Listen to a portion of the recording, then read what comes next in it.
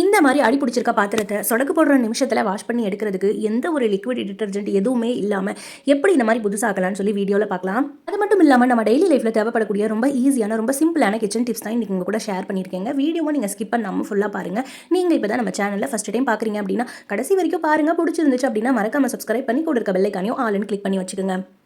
First tip, நம்ம இந்த மாதிரி விளக்கெல்லாம் வாங்குறோம் அப்படின்னா நிறைய பேருக்கு இதை வாஷ் பண்ணி காய வச்சு அதுக்கப்புறம் யூஸ் பண்ணுறதுக்கு டைம் இருக்காது. நம்ம வாங்கின உடனே புது விளக்கு யூஸ் பண்ணுறோம் அப்படின்னா அதில் நம்ம எண்ணெய் ஊற்றுறதுக்கு பதிலாக மெழுகுபத்தியை ஊற்றி பாருங்கள், நீங்களே ஷாக் ஆவீங்க. ஆமாங்க, இந்த மாதிரி ஒரு சின்ன மெழுகுபத்தி, அதாவது நம்ம வீட்டில் யூஸ் பண்ணி ரொம்ப குட்டி கேண்டலாக இருக்குது, அதை வச்சு யூஸ் பண்ண முடியல அப்படின்னா அந்த மாதிரி இருக்க கேண்டில் எல்லாத்தையுமே இந்த மாதிரி விளக்கில் நல்லா உருகி சுற்றி எல்லா பக்கமுமே வந்து மெல்ட் பண்ணி போட்டு விட்டுருங்க. இது எதுக்காக அப்படின்னா, நம்ம வாங்கின புதுசில் விளக்கு எல்லாத்தையுமே தண்ணியில் ஒரு நாள் ஃபுல்லாக ஊற போட்டு அடுத்த நாள் வெயிலில் காய வச்சு அதுக்கப்புறம் எண்ணெய் ஊற்றணும் அப்படின்னா தான் அது லீக்கேஜ் ஆகாமல் இருக்கும். ஆனால் நம்ம உடனே யூஸ் பண்ணணும் அப்படின்னா இந்த மாதிரி கேண்டில் நம்ம உருகி ஊற்றிட்டு அதுக்கப்புறம் நீங்கள் எண்ணெய் ஊற்றி பாருங்கள். எண்ணெய் லீக் ஆகிறது, எண்ணெய் பிசு பிசுக்குன்னு கீழே ஒட்டி இருக்கிறது, அது எந்த ஒரு ப்ராப்ளமுமே இருக்காது. நெக்ஸ்ட், நம்ம விளக்கு எப்பயும் போல போடாமல் நடுவில் இந்த மாதிரி குட்டியாக பஞ்சை ரவுண்ட் பண்ணி இந்த மாதிரி வச்சுட்டு விளக்கு பற்ற வச்சிங்க அப்படின்னா விளக்கு வந்து கறி பிடிச்சுமே போகாது. நம்ம வாஷ் பண்ணி வைக்கிறதுக்கு ரொம்ப ஈஸியான மெத்தடாகவும் இருக்கும். இந்த டிப் உங்களுக்கு பிடிச்சிருந்துச்சு அப்படின்னா மறக்காம இந்த வீடியோக்கு ஒரு லைக் கொடுத்துக்கோங்க. இப்போ நான் விளக்கு பற்ற வச்சுட்டு ஒரு 5 நிமிஷம் எரிய வச்சதுக்கப்புறம் கீழே காட்டுறேன் பாருங்கள். உங்களுக்கு சப்போஸ் எண்ணெய் வந்து நம்ம விளக்குல ஊற்றி கீழே எப்படி பற்ற வச்சாலும் நமக்கு வந்து அடியில் கொஞ்சம் எண்ணெய் ஒட்டின மாதிரி இருக்குது அப்படின்னா இந்த மாதிரி வேஸ்ட்டான மூடியில் வச்சு கூட நீங்கள் யூஸ் பண்ணிக்கலாம். ஆனால் நான் இன்றைக்கி மெழுகுபத்தி சுற்றி அந்த விளக்கில் சுற்றி போட்டிருக்கனால கொஞ்சம் கூட கீழே ஒட்டவே இல்லை. ரொம்ப ரொம்ப சிம்பிளான டிப்பு. விளக்கு நீங்கள் இந்த மாதிரி பற்ற வச்சிங்க அப்படின்னா சுற்றி உங்களுக்கு கருப்புமே இருக்காது. இந்த டிப்பு பிடிச்சிருக்கும்னு நினைக்கிறேன். பிடிச்சிச்சு அப்படின்னா மறக்காமல் லைக் பண்ணிக்கோங்க. நெக்ஸ்ட் டிப்பு, நம்ம மண்பானை மண் பாத்திரம் வாங்கி யூஸ் பண்ணுறோம் அப்படின்னா அதை இந்த ஒரு மெத்தடில் நீங்கள் யூஸ் பண்ணி பாருங்கள். இந்த மாதிரி குட்டி மண் பாத்திரம் நம்ம சமையலுக்காக யூஸ் பண்ணுறோம் அப்படின்னா அதை யூஸ் பண்ணுறதுக்கு ஃபஸ்ட் இந்த மாதிரி ஒரு அகலமான பாத்திரத்தில் நல்ல தண்ணி ஊற்றி வச்சுட்டு அந்த பானையோ அந்த பாத்திரமோ யூஸ் பண்ணுற அளவுக்கு அந்த மண் சட்டி வந்து ஃபுல்லாக மூழ்கிற அளவுக்கு தண்ணி ஊற்றி இந்த மாதிரி நல்லா ஒரு 2 மணி நேரம் ஊற வச்சிடணும். வீட்டில் நம்ம கஞ்சி வடிக்கிறோம் அப்படின்னா அந்த கஞ்சி தண்ணியில் கூட இந்த மண்பானையை நம்ம வந்து ஊற போட்டுடலாம். இந்த மாதிரி செய்கிறனால அதில் இருக்க சின்ன சின்ன ஹோல்ஸ்லாம் வந்து அந்த தண்ணியோ அந்த கஞ்சியோ போய் எல்லாத்தையுமே வந்து நல்லா ரிலீஃப் ஆக்கி விட்டுரும். இதனால் மண்பானையில் எந்த ஒரு சின்ன ஹோல்ஸுமே இருக்காதுங்க. இதனால மண்பானை உடையாமல் ரொம்ப நாளைக்கு இதே மாதிரியும் இருக்கும். நம்ம மண்பானை வாங்கி யூஸ் பண்ணுறோம் அப்படின்னா டைரெக்டாக வந்து அடுப்பில் வச்சு யூஸ் பண்ணாமல் இந்த மாதிரி தண்ணியில் வந்து நல்லா ஒரு 5-6 மணி நேரம் போட்டு வச்சிடணும். அல்லது வடித்த கஞ்சி அல்லது அரிசி கழிஞ்ச அந்த கழனி தண்ணியில் வந்து இந்த மண் பாத்திரத்தை போட்டு வச்சிடணும். இப்போ பாருங்கள், போட்டு வச்சதுக்கப்புறம் அடியில் அந்த மண்பானை கடியில் சின்ன சின்னதாக அப்படியே ஹோல்ஸ் மாதிரி வருது பாருங்கள். இதெல்லாம் வந்து அந்த லீக்கேஜ், அதாவது கொஞ்சம் கொஞ்சம் இருக்க ஹோல்ஸ் அடைப்பை எல்லாத்தையுமே இந்த மாதிரி தண்ணியில் போட்டு வைக்கிறனால அடைச்சி விட்டுரும். இதுக்கப்புறம் இந்த மண் பாத்திரத்தை நல்லா வெயிலில் காய வச்சுட்டு அதுக்கப்புறம் நீங்கள் கொஞ்சமாக லைட்டாக எண்ணெயை தேய்ச்சி வச்சிடணும். இதுக்கப்புறம் நீங்கள் சமையலுக்கு வச்சு யூஸ் பண்ணீங்க அப்படின்னா ரொம்ப நாளைக்கு உங்கள் மண்பானை நல்லா இதே மாதிரி இருக்குங்க. சீக்கிரமாக உடஞ்சுமே போகாது. மண்பானை வாங்கி பழக்கிறீங்க அப்படின்னா இந்த மாதிரி நீங்கள் ட்ரை பண்ணுங்க. இந்த டிப்ஸ் பிடிச்சிருந்துச்சு அப்படின்னா மறக்காம இந்த வீடியோக்கு ஒரு லைக் கொடுத்துக்குங்க. நெக்ஸ்ட் டிப், நம்ம வீட்டில் வேஸ்ட்டாக இருக்க பிளாஸ்டிக் பாக்ஸில் கொஞ்சமாக நம்ம சமையலுக்கு யூஸ் பண்ணுற அரிசியோ ரேஷன் அரிசியோ போட்டு பாருங்க. இது எதுக்காக அப்படின்னா, நம்ம முட்டை வாங்கிட்டு வந்து கவரோட வச்சிருந்தோம் அப்படின்னா அது தரையில் லைட்டாக நம்ம வச்சாலும் சரி தெரியாமல் விரிசல் விட்டு அந்த முட்டை வந்து உடஞ்சு போயிடும். அந்த மாதிரி உடஞ்சு போகாமல் இருக்கணும் அப்படின்னா இந்த மாதிரி ஒரு ஸ்வீட் பாக்ஸில் கொஞ்சமாக பச்சரிசி அல்லது புழுங்கல் அரிசி, நீங்கள் எந்த அரிசி யூஸ் பண்ணாலும் சரி அதை கொஞ்சமாக போட்டு விட்டுட்டு அதுக்கு மேலே முட்டையை நீங்கள் அடுக்கி வச்சிங்க அப்படின்னா முட்டை ஒன்றுக்கு ஒன்றும் ஷேக் ஆகாதுங்க. இதனால் முட்டை உடஞ்சுமே போகாது. ரொம்ப ரொம்ப சிம்பிளான டிப்பு. நம்ம சமையலுக்கு யூஸ் பண்ணும்போது தெரியாமல் கவரை எடுத்து வேகமாக வைக்கும்போது எல்லா முட்டையுமே உடஞ்சு போகிறதுக்கு சான்சஸ் இருக்குது. அந்த மாதிரி ஆகாமல் இருக்கணும் அப்படின்னா இந்த மாதிரி அரிசி போட்டு வச்சு பாருங்கள், முட்டை உடஞ்சு போகாது. நெக்ஸ்ட் டிப்பு, நம்ம வீட்டில் பாசிப்பருப்பு, உளுந்தம்பருப்பு, துவரம்பருப்பெல்லாம் சீக்கிரமாக வண்டு வந்துடுது அப்படின்னா ஒரு 2-3 வரமிளகாவை இந்த மாதிரி உள்ளே சுருகி விட்டுருங்க. எந்த கண்டெய்னரில் இருந்தாலும் சரி வரமிளகா போட்டு வச்சிங்க அப்படின்னா அவ்வளோ சீக்கிரத்தில் வண்டு புழு பூச்சியெல்லாம் வராது. ரொம்ப சிம்பிளான டிப்பு. ட்ரை பண்ணி பாருங்கள். நம்ம பருப்பு எப்படி வாங்கும்போது வைக்கிறோமோ அதே மாதிரி இருக்குங்க. இந்த டிப்பு பிடிச்சிருந்துச்சு அப்படின்னா மறக்காம இந்த வீடியோக்கு ஒரு லைக் கொடுத்துக்குங்க. இந்த வரமிளகாய்க்கு பதிலாக நீங்கள் கொட்டாங்குச்சி, அதாவது தேங்காய் ஓடு கூட சேர்த்து வைக்கலாம். அதுக்குமே வந்து வண்டு புழு பூச்சி வராதுங்க. நெக்ஸ்ட் டிப்பு, நம்ம கிச்சனில் எப்படி ஆர்கனைஸ் பண்ணி வைக்கணும், எவ்வளோ சின்ன குட்டி கிச்சனாக இருந்தாலும் அதை எப்படி நம்ம நீட்டாக அரேஞ்ச் பண்ணி வைக்கணும்னு சொல்லிட்டு நம்ம சேனலில் டிப்ஸ் அப்லோட் பண்ணியிருக்கோம். மறக்காமல் நீங்கள் அதை செக் பண்ணி பாருங்கள். வேணும்னா அதோடைய லிங்க்கை நான் டிஸ்கிரிப்ஷனில் கொடுக்கேன், மறக்காமல் செக் பண்ணி பாருங்கள். நம்ம நைட்டு டைமில் கிச்சனை இந்த மாதிரி நீட்டாக க்ளீன் பண்ணி வச்சுட்டு போய் படுத்தோம் அப்படின்னா மார்னிங் எந்திரிச்சு சமைக்கிறதுக்கு நமக்கு ரொம்ப யூஸ்ஃபுல்லாக இருக்கும். ரொம்ப ரொம்ப சிம்பிளான ஐடியாஸ் தான் இதில் நான் சொல்லியிருக்கேன். அது மட்டும் இல்லாமல் பாத்திரம் எடுக்கிறதுக்கு ஸ்பேஸ் இல்லை அப்படின்னா அதை எப்படி ஆர்கனைஸ் பண்ணி வைக்கணும்னு சொல்லியும் நான் வீடியோ போட்டிருக்கேன். மறக்காமல் நீங்கள் செக் பண்ணி பாருங்கள். இந்த அளவுக்கு குட்டி கிச்சனை எப்படி நம்ம அரேஞ்ச் பண்ணி வைக்கணும், கிச்சன் டூருமே நான் அப்லோட் பண்ணியிருக்கேன். கிளீனிங் டிப்ஸுமே போட்டிருக்கேன். எல்லாமே உங்களுக்கு ரொம்ப ஹெல்ப்ஃபுல்லாக இருக்கும். டைம் இருக்கும்போது செக் பண்ணி பாருங்க. நெக்ஸ்ட் டிப்பு, நம்ம நைட்டில் பால் எல்லாம் காய்ச்சறோம், நைட்டில் குழந்தைங்களுக்கு பால் கொடுக்குறோம் அப்படின்னா இந்த ஒரு பொருள் சேர்த்து நீங்கள் பால் கொடுத்தீங்க அப்படின்னா எப்பவுமே உங்கள் குழந்தைங்களுக்கு நெஞ்சு சளி, வறட்டு, இருமல் எதுவுமே பிடிக்காதுங்க. 3 டம்ளர் அளவுக்கு நான் பால் கலக்க போகிறேன். இதுக்கு வந்து ஒரு பிஞ்ச் அளவுக்கு இஞ்சியை நல்லா இந்த மாதிரி துருகி சேர்த்துக்குங்க. இந்த மாதிரி நம்ம துருவி சேர்க்கும் போது அதில் காரத்தன்மை நல்லா அதிகமாக இருக்குங்க. நம்ம தட்டி போடுறதை விட இந்த மாதிரி நீங்கள் துருவி போட்டு பாருங்க, நல்லா அதனுடைய சாறுகள் எல்லாம் இறங்கியிருக்கும். இப்போ 3 டம்ளர் அளவுக்கு பால் சேர்த்து இது நல்லா அடுப்பில் கொதிக்க விடலாங்க. நல்லா சூடு ஏறி அந்த இஞ்சி சாறு எல்லாமே இதில் இறங்கணும். நெக்ஸ்ட்டு ஒரே ஒரு ஏலக்காவை நல்லா தூள் பண்ணி சேர்த்துக்கலாம். எப்போவுமே நம்ம ஃப்ரெஷ்ஷாக இந்த மாதிரி அரைச்சி அதாவது தட்டி சேர்த்தணும் அப்படின்னா அதோடைய வாசம் இன்னும் நல்லா இருக்கும். நம்ம ஏற்கனவே அரைச்சி வச்சுருந்தோம் அப்படின்னா அதில் எப்படி இருந்தாலுமே அந்த ஸ்மெல் கொஞ்சம் போயிருங்க. அதனால் இந்த மாதிரி பாலோ டீயோ செய்யும்போது ஃப்ரெஷ்ஷாக ஒரு ஏலக்காய் சேர்த்தணும் அப்படின்னா நல்ல வாசனையாக இருக்கும். நைட் டைமில் நம்ம சக்கரை சேர்த்து பால் குடிக்கிறோம் அப்படின்னா சக்கரை கொஞ்சமாக சேர்த்திக்கிட்டோம் அப்படின்னா நமக்கு இருமலும் வராதுங்க. நான் வந்து ஒரு 3 டம்ளருக்கு 1 டம்ளர் அளவுக்கு தான் வந்து சக்கரை சேர்த்திருக்கேன். நெக்ஸ்ட்டு வந்து ஒரு ஏலக்காய் தட்டி போட்டாச்சு. நெக்ஸ்ட்டு வந்து ஒரு 2-3 மிளகை நல்லா நைஸாக தட்டி இதில் சேர்த்துக்கலாங்க.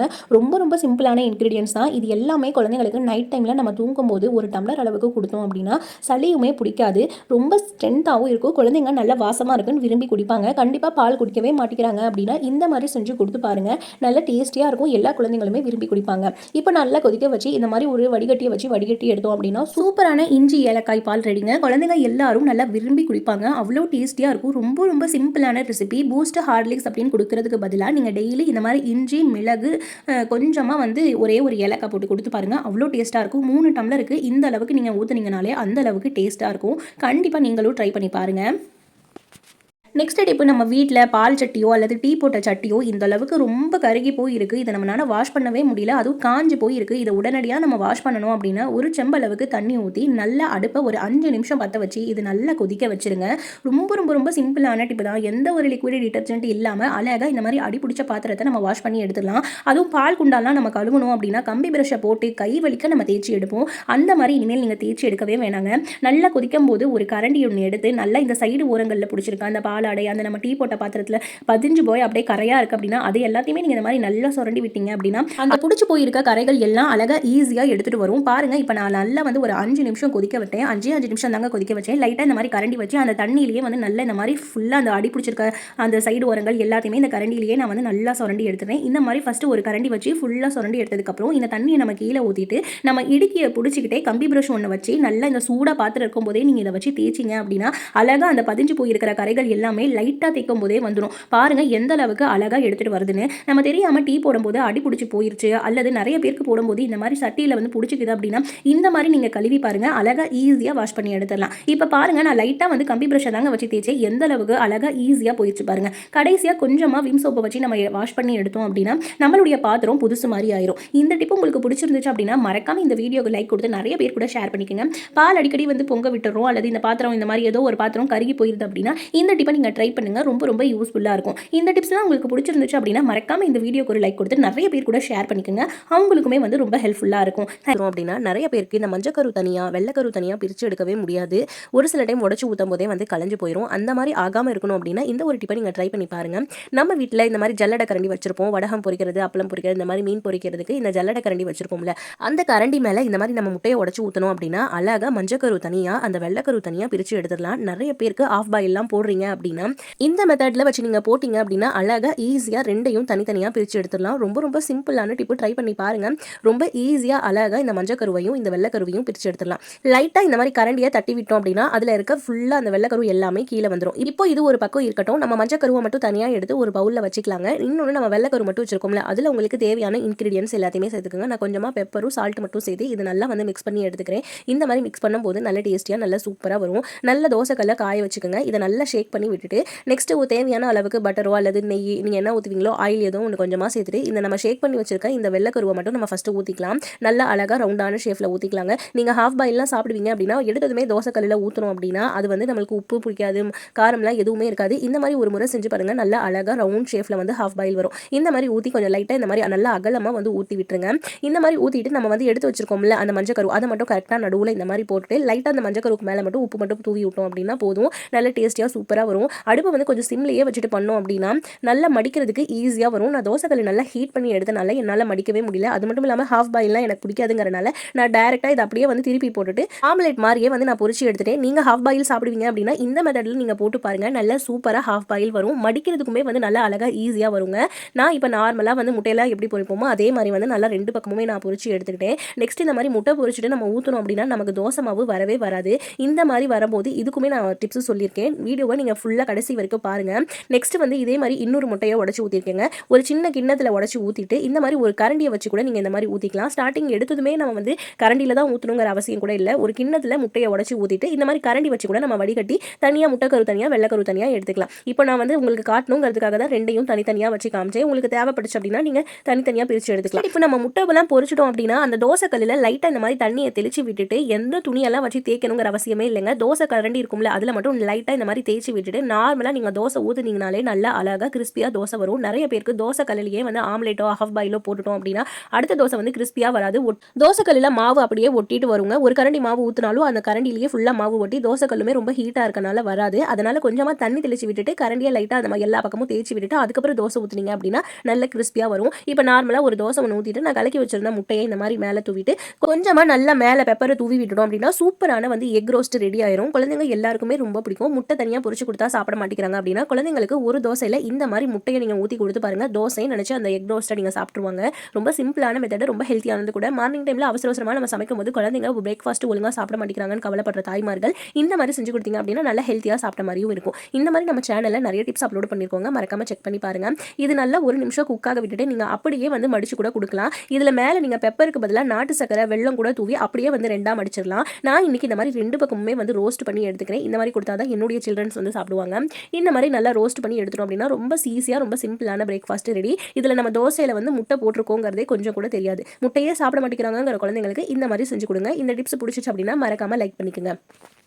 நெக்ஸ்ட் டிப்பு, ஒரே நேரத்தில் நம்மளுடைய வேலைகளை ஈஸியாக சுலபமாக முடிக்கணும் அப்படின்னா இந்த ஒரு டிப்பை நீங்கள் ட்ரை பண்ணி பாருங்கள். இப்போ நான் வந்து இட்லி தாங்க ஊற்ற போகிறேன். ஆனால் எனக்கு ஒரு 2 முட்டை 3 முட்டை வந்து பாயில் பண்ணணும் அப்படின்னா அந்த இட்லி தட்டுக்கு அடியில் இந்த மாதிரி நீங்கள் முட்டையை போட்டுட்டு வேக வச்சு எடுத்துக்கலாம். இட்லியும் சேமாக வெந்துடும், அடியில் இருக்க முட்டையுமே வந்து சேமாக வெந்து வந்துடும். இதனால் நம்மளுடைய கேஸுமே மிச்சமாகும், நம்மளுடைய வேலையுமே ஈஸியாக முடிஞ்சிடும். இப்போ நான் அடியில் வந்து ஒரு 3 முட்டை சேர்த்துட்டு கொஞ்சமாக லைட்டாக சால்ட்டு சேர்த்துட்டு இந்த மாதிரி இட்லி தட்டை வச்சு இட்லி ஊற்றி எடுத்துக்கிறேன். நம்ம சால்ட்டு போட்டிருக்கனால அந்த இட்லியில் உப்பு கறிக்குமோ அந்த மாதிரிலாம் எதுவுமே கறிக்காதுங்க.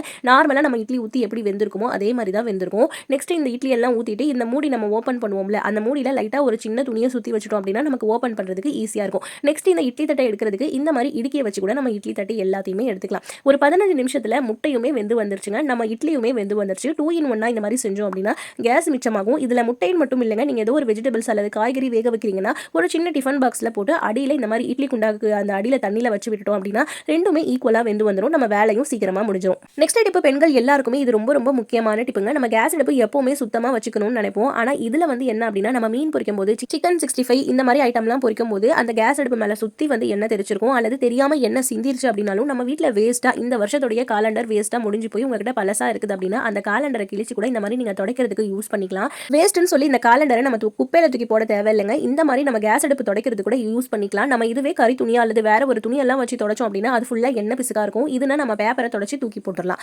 நெக்ஸ்ட் டிப் வந்து இந்த மாதிரி நம்ம சிக்கனோ அல்லது மீனோ ஃப்ரை பண்ணும்போது இந்த மாதிரி சின்ன சின்ன பேப்பரோ அல்லது சின்ன சின்ன காலண்டர் இருக்குது அப்படின்னா இதை வந்து நீங்கள் கேஸ் அடுப்பு சுற்றி இந்த மாதிரி வச்சு விட்டீங்க அப்படின்னா இந்த மாதிரி பொரிக்கிற டைமில் மட்டும் அந்த கேஸ் அடுப்பு ஃபுல்லாக எண்ணெய் தெரிக்காது. வேஸ்ட்டாக தூக்கி போடுற காலண்டரை நம்ம இப்படி கூட செஞ்சு நம்ம யூஸ் பண்ணிக்கலாங்க. ரொம்ப சிம்பிளான ஐடியா தான். இதனால நமக்கு கேஸ் அடுப்பு துடைக்கிற வேலையுமே மிச்சமாகும். நிறைய பேர் வந்து சிக்கன் அல்லது ஃபிஷ் எல்லாம் வாங்கி பொரிக்கிற டைமில் அன்னைக்கு ஈவினிங்கே நம்ம கேஸ் அடுப்பு எல்லாத்தையுமே வந்து டிஷ்வாஷ் வச்சு நம்ம க்ளீன் பண்ணுவோம். ஒரு சில டைமில் இந்த குளிர்காலம் பனிக்காலத்தில் நமக்கு அடிக்கடி தண்ணியில் போட்டு வாஷ் பண்ணுறதுக்கெல்லாம் டைம் இல்லை அப்படின்னா இந்த மாதிரி நம்ம பேப்பரை வந்து சுற்றி இந்த மாதிரி வச்சு விட்டுட்டோம் அப்படின்னா இதுக்கு மேலே தாங்க எண்ணெய் தெரிச்சிருக்கும். அழகாக நம்ம எல்லாம் ஃப்ரை பண்ணி முடிச்சதுக்கப்புறம் அந்த பேப்பரை நம்ம ரிமூவ் பண்ணி போட்டுட்டா போதும், நம்மளுடைய வேலை ஈஸியாக சட்டுன்னு முடிஞ்சிடும். பாருங்கள், நான் பொரிச்சு எடுத்துகிட்டு எந்த அளவுக்கு மேலே சுற்றி எண்ணெய் தெரிச்சிருக்குதுன்னு அழகாக இந்த பேப்பரை ரிமூவ் பண்ணிட்டு நான் காட்டுறேன் பாருங்கள். ஒரு சொட்டு எண்ணெய் கூட அந்த கேஸ் அடுப்பு மேலே இருக்காது. இந்த மாதிரி நம்ம பேப்பர் போடும்போது பார்த்து கேர்ஃபுல்லாக செய்யுங்க. சில டைமில் நெருப்பு பிடிக்கிறதுக்கு கூட சான்சஸ் இருக்குது. நான் வந்து லைட்டாக சின்ன சின்ன பேப்பராக தான் போட்டிருக்கேன். கேஸ் அடுப்புக்குள்ளே பேப்பர் படுற மாதிரி எல்லாம் வைக்காதீங்க. இந்த மாதிரி தூரமாக தள்ளி வச்சாலே நம்ம அழகாக ஈஸியாக நம்ம வேலையை முடிச்சிடலாம். இந்த மாதிரி பேப்பர் நம்ம பனிக்காலம் மழை காலத்தில் நம்ம அடிக்கடி தண்ணியில் கை போட்டோம் அப்படின்னா நமக்கு கோல்டு பிடிக்கும், அடிக்கடி ஃபீவராக வரும். அந்த மாதிரி டைமில் நம்ம இந்த மாதிரி பேப்பர் போட்டு நம்ம யூஸ் பண்ணிட்டோம் அப்படின்னா அடிக்கடி நம்ம இந்த கேஸ் அடுப்பு சுத்தம் பண்ணணுங்கிற அவசியம் வராது. நான் சொன்ன டிப்பில் எந்த டிப் உங்களுக்கு பிடிச்சிருக்குதுன்னு சொல்லி கமெண்ட் பண்ணுங்க. நம்ம சேனல் பிடிச்சிருந்துச்சு அப்படின்னா மறக்காம சப்ஸ்கிரைப் பண்ணி நிறைய பேர் கூட இந்த வீடியோவை ஷேர் பண்ணிக்கோங்க. அவங்களுக்குமே ரொம்ப ரொம்ப ஹெல்ப்ஃபுல்லாக இருக்கும். தேங்க்யூ ஃபார் வாட்சிங்.